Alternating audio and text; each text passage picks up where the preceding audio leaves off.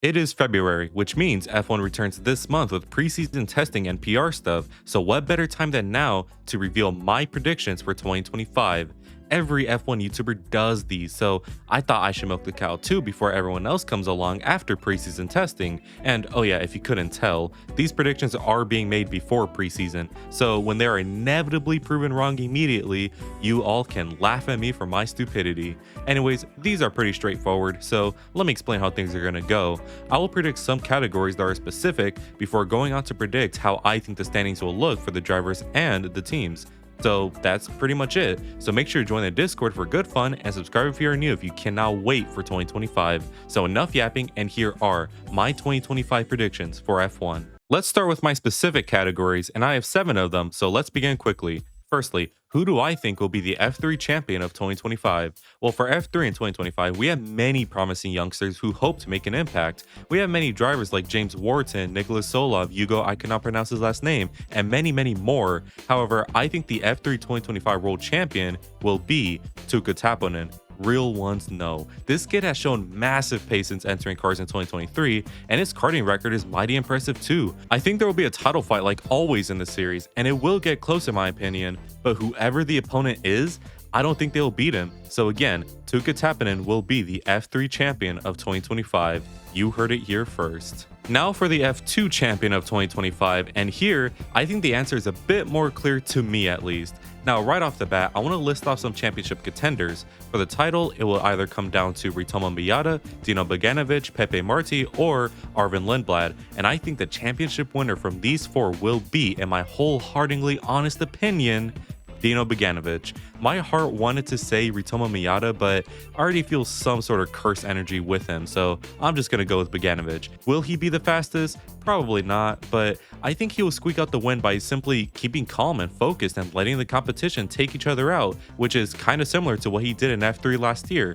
So yeah, Beganovic will win the F2 title because Miyata will have shit luck, I feel, and no way in hell Marty and Lindblad won't collide. So yeah. Now for the F1 stuff, and my first category is biggest breakout star. Basically, the rookie driver that impresses the most and looks set for stardom. Now, as the #1 Antonelli Glazer, I gotta say, it's gonna go to Ollie Behrman since those 3 races last year by him were solid. And I just look at Ollie and see a driver not only ready for F1, but ready for greatness. I think Antonelli will succumb to pressure most likely. However, I could still see him on the podium, but even then, I still think it will be less impressive than Ollie's effort in a Haas this year. As for Bortoleto, I think he will also do good, but also kind of go under the radar for better or worse. As for Hadjar, I think he will do solid, but I could totally see him being the next Yuki or Gasly, that being Red Bull slave. And as for Lawson and Doohan, good fucking luck. They are gonna need it. So yeah, Ollie Behrman as the biggest breakout star of 2025. Now for the biggest disappointment, which is basically the opposite of the previous category. So this one will be short, and I have Jack Doohan here by a long shot.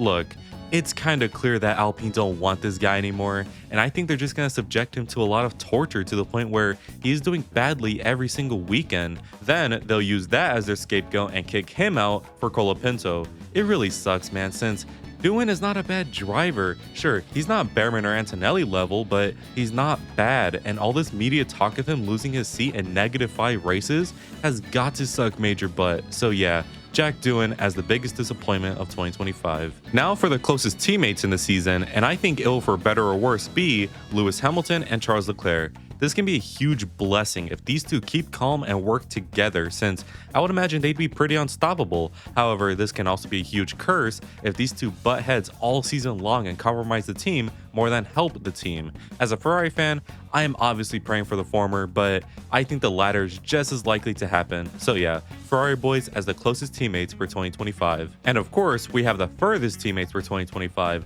and I think it's gonna be Alonso and Stroll. I mean, do I even have to explain this one? Probably not, so moving on. Okay, now for a little change up for the last one. I'm going to predict certain drivers, teams, or races where a certain thing will happen. So for example, I predict that the Saudi Arabian Grand Prix will have 5 DNFs, I believe that Pierre Gasly will score 2 podiums in 2025, and I predict that VCARB will take home the D Constructors Trophy for 2025. Make sense? Cool. These will also be pretty rapid fire, so don't worry. Anyways, I predict that the Abu Dhabi Grand Prix will host a driver's title decider between two separate teams. I predict that Liam Lawson will win his first race in Austin after an engine DNF for Max. I predict that Haas will not have a single driver of theirs involved in a crash all season long. I predict that Oscar Piastri will get his first pole in Japan. I predict that Russell and Verstappen will collide on lap 1 at the Belgian Grand Prix and the Azerbaijan Grand Prix. Again, I predict Isaac Hadjar finishes P12 at the Spanish Grand Prix. I predict that Pierre Gasly runs wide at Beckett's in Silverstone on lap 34. And finally, I predict that Yuki Tsunoda will win Overtake of the Month in October for his move against Ocon on lap 4 at the Singapore Grand Prix. Alright, now for the driver standings. I think this one is fairly simple, so let's begin with number 21, and yes, 21, Jack Doohan. I don't think Jack will do that bad truthfully, but he will be sacked before he could get points, which will be a controversy in the sport. Do better, Alpine. For number 20, I have Gabriel Bortoleto. Now, I just want to get this out the way. Gabby will not do badly. In fact, I think he'll score points this season. However, I don't think that Sauber car will be that good, and against Hulkenberg, I cannot see how he could beat him, so yeah, no hard feelings. For number 19, I have Nico Hulkenberg, and yeah, I see him performing slightly better than Bortoleto, but still, not enough to make an impact for 2025. Damn you, Audi. Number 18, I have Isaac Hadjar, since I think VCARB takes a huge fall this year. They won't be as good. Sure, the car will be points capable, but it won't be like last year, which sucks since I really had high hopes for Hadjar this year. For number 17, I have Lance Stroll for obvious reasons. For number 16, I have Yuki Tsunoda, and it's really the same reasons as Hadjar. Yuki will impress even more this year, but unfortunately, the car won't, and it will hinder his progress, I believe. For number 15, I have Alex Albon, since he won't do bad by any means, but I just think this season will be riddled with many engine problems for Alex. Sorry, I don't make the rules. Number 14, I have Carlos Sainz, and he'll do just as good as Albon, but will finish ahead due to his engine not blowing up as much as Alex's. Number 13, I have Franco Colapinto. Again, he will likely get the seat from Doohan at some point, and he'll do pretty good in my opinion. It will be a harsh move, but ultimately, maybe for the better of the team. Maybe. Number 12, I have Oliver Behrman, and he will cook, just you trust me. In the Haas, he will score points at every given opportunity, and perhaps may even step on the podium. Who can deny? It would be amazing, so yeah, keep an eye on him. Number 11, I have Mr. Turkey Trip, and he'll be one of the best in the midfield. I already said he would stay on the podium a couple times, and I mean that. I don't think there will be podiums by merit, but luck is still good, and he'll remind everyone this season why he is still around. Now for the top 10, and in 10th, I have Esteban Ocon. Something about this Haas-Ocon partnership gives me an awesome feeling. I really feel like Ocon will prevail like never before and will truly establish himself as a worthy driver deserving of many accolades. Please don't backfire. For number 9, I have Fernando Alonso, and I think he'll have a similar season to 2024 in the sense that he impresses a lot, but it's only for like P9 or something. I think he'll have one-off performances here and there where he'll get like a P5 or P4, but they won't come often, and it will severely affect his fan base even more than last year. Now for the top dogs, and at number 8, I have Andrea Kimi Antonelli. I think he'll do good, great even. However, like I said, pressure will get to him, which could lead to some DNFs, but he will ultimately be retained because he will step on that podium brilliantly at times and perhaps even win, and overall show some very, very good potential that'll make Toto very happy. Number 7, I have Liam Lawson. Will he be closer to Max than Checo was? Definitely, but he will still be a mile off. I could see Liam winning like I said, but I don't think he's going to have much impact on things this season, and he'll likely just be forgotten about most of the time. For number 6, I have George Russell, and he will do really good this season, but Mercedes will likely be his biggest flaw. I think he will show brilliant racecraft this season, as well as some of the most rapid pace in his career thus far, but that Mercedes car will likely hold him back from truly winning left, right, and center. So yeah, George in 6th. For number 5, I have Oscar Piastri. He'll perform similar to 2024, just with a bit more consistency, but still not enough pace to truly contend with the top dogs on a regular basis. He'll probably just chill and get great results, but will face a tougher challenge than last year with Lewis now in the Ferrari. Speaking of Lewis, for number 4, I have Lewis Hamilton. To be honest with you guys, I think Lewis will perform almost identical to Carlos. He'll be consistently top 5, but will be in less incidents than Carlos, which means more points and better results for the team. Of course, this also means that fights with Charles wouldn't happen too often, but like I said, there is an equal chance that the opposite happens, so we'll just have to wait and see. But overall, a great first year in red for Lewis. Now for number 3, and I have Max Verstappen. Please don't kill me. I think he may be one of, if not the best driver of 2025, for the sole reason that he is going to contend as hard as he can for the title despite not having the car to do so. It will probably be similar to Alonso in 2012, except the car doesn't really improve and other teams will simply have a bigger gap than in 2012. Max will show everyone why he isn't just one of the best on the grid, he is the best on the grid, and a car that isn't title worthy, he will be worthy for the title. Now for second, and hear me out chat, Lando Norris, which of course means that Charles Leclerc will be the F1 World Champion for 2025.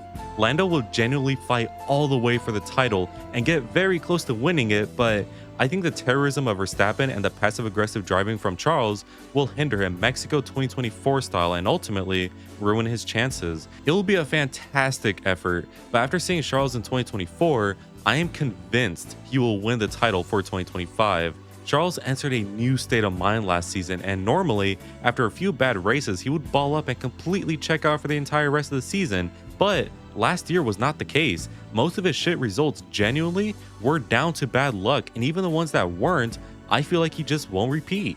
Just like how it took Max years for him to become a champion, I think now is Charles' time after many years at the top, and everything will just click for him and we will see red back as the winning color of Formula 1. Plus, with a potential mentor like Lewis, come on now, it's gotta happen.